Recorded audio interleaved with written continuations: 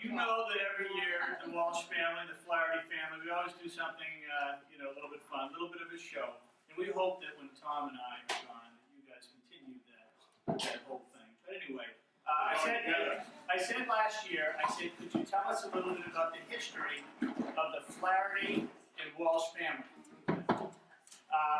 And we covered the Flaherty side. Now, the thing that Dermot just knocked over a few seconds ago, what was that? That's the Flaherty Cronin side. That's where you guys come from. So you can see yourself down the bottom.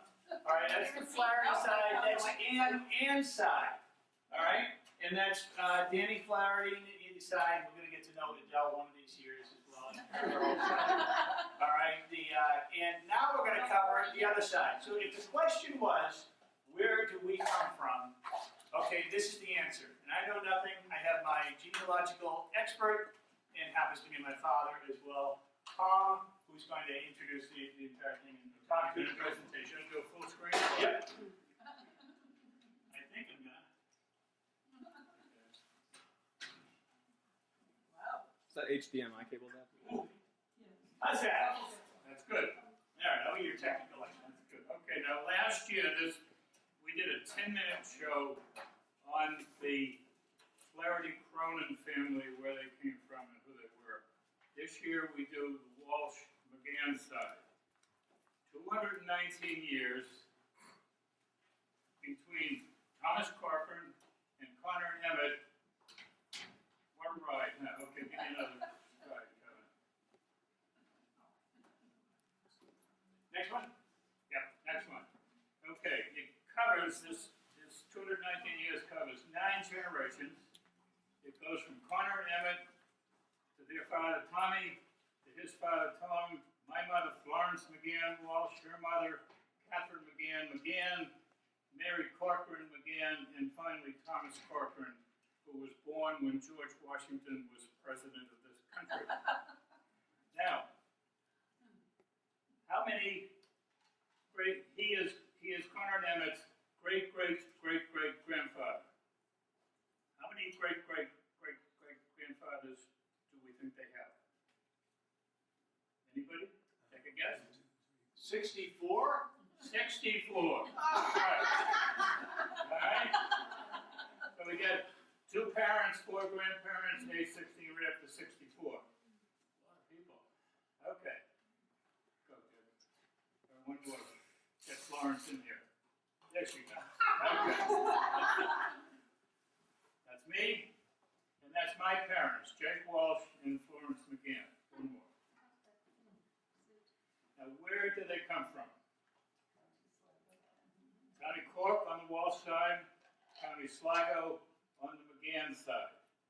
Let's look at my father, Jake Walsh, and who came before him and where they came from. All right, now, Kevin, we don't have that big map. Oh, I didn't get it right.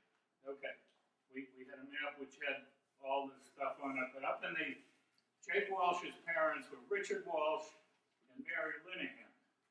Richard Walsh was the son of Michael Walsh and Catherine Clattersey, who were from Youghal in the eastern part of County Cork, or down on the bottom of the island.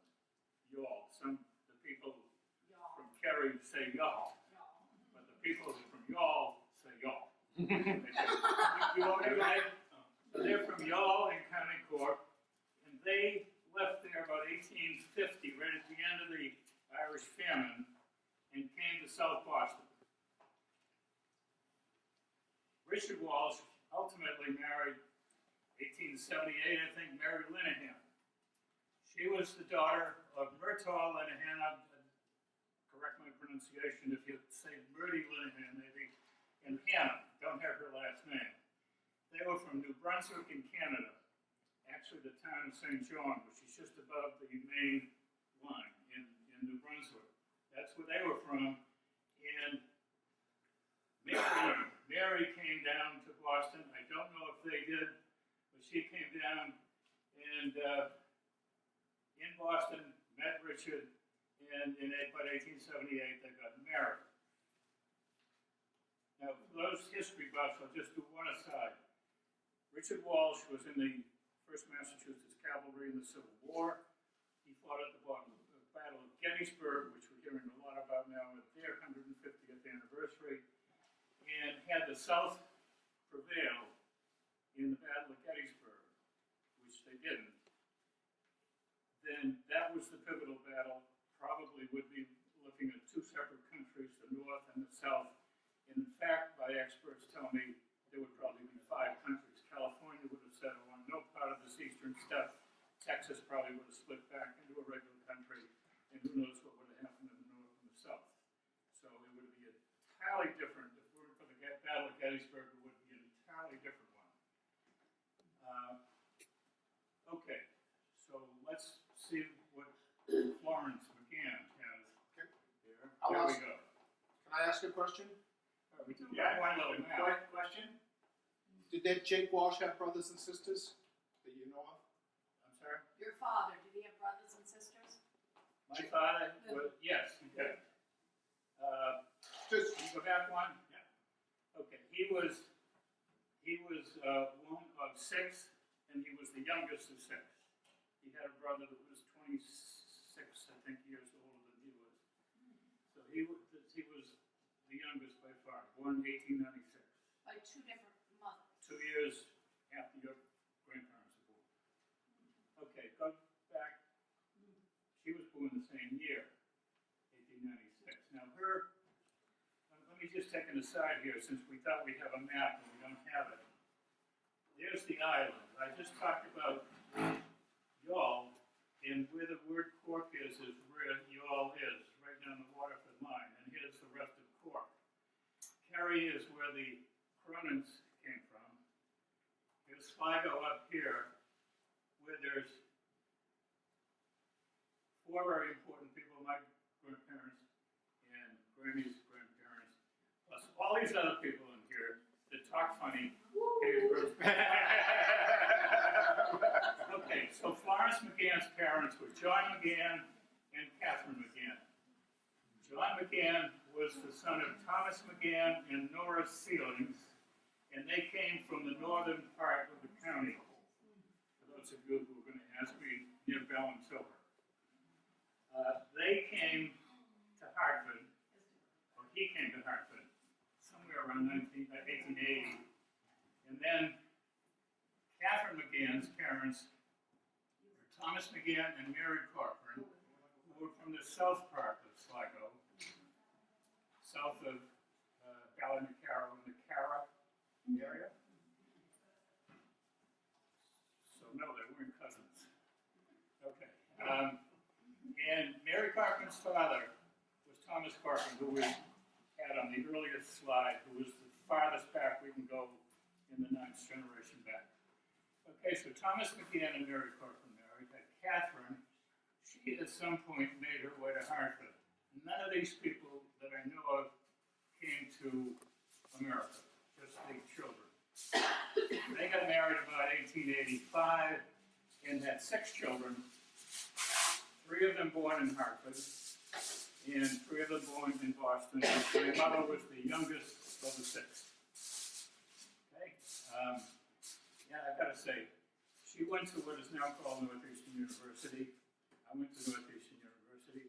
Patty went to Northeastern University. And the 4th generation at that school is right here, taking the picture. Along with his cousin Eddie, who's also 4th generation. Okay, so that's the beginning. All right, good. Now, if you history buffs, this is the last place that the Titanic came from. That's correct, right here. That's the last port of call. It left Ireland, and then it went where? bottom of the ocean. Bottom of the ocean. And where was it built? So that's what happens to the Walsh. Belfast. Belfast, right. It was then called Queenstown. It is now called Cove, and it is the port of Cork City.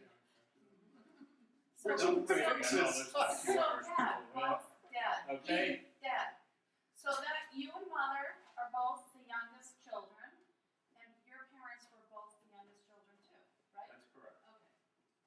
Okay. That's correct. All right, so let's take this, start from my mother and father and go back down and see what's going on now.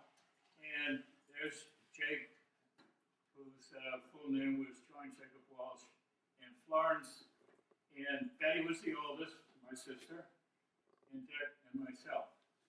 Like my baby picture?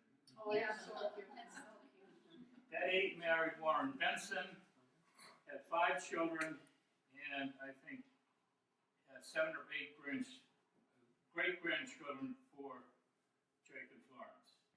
Dick married Doris Donovan, had 4 children, and about 10 great-grandchildren there.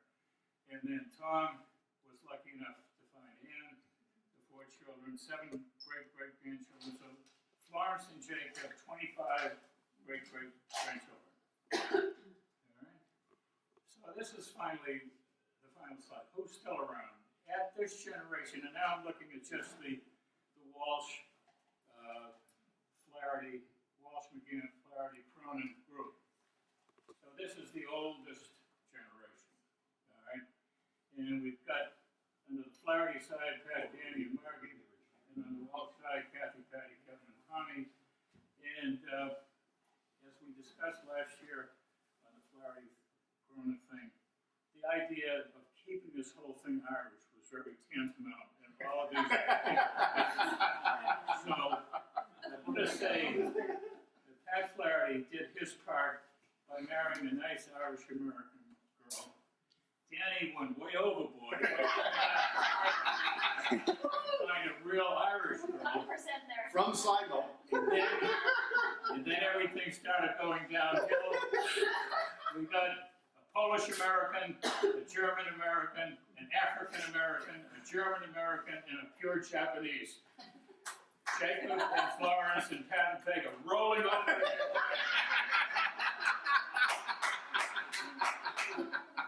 All right, just to include everybody, there's a dotted line sort of down here from Edel, who has needed reinforcements herself. And so she brought Olivia and Sharon. And I didn't get the names. Yeah, I didn't get the names in time for Olivia's 2 children, which is just as good because I can't pronounce the names anyway. Right? Child, though. 1 and 2 works. You didn't get in here. Oh, all right, then we got a This is spot Sharon for and you. this is John. That's my kid. On the fringes of all this whole family for years and years, and here today is Billy Brennan.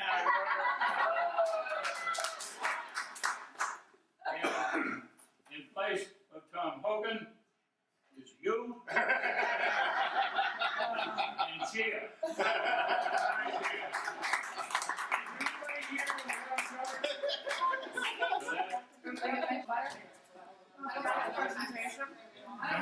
Mr. Patriarch, Tom, and Patty, and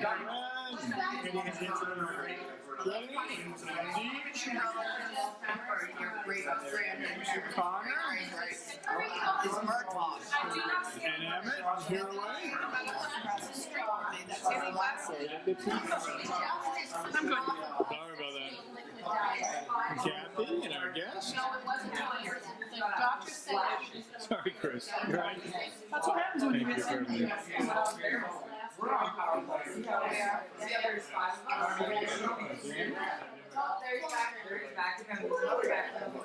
And Olivia? Hello, Kevin. Happy Easter. Hello, Kevin. And Eva.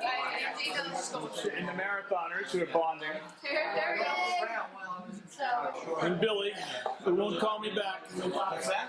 Who won't call me back.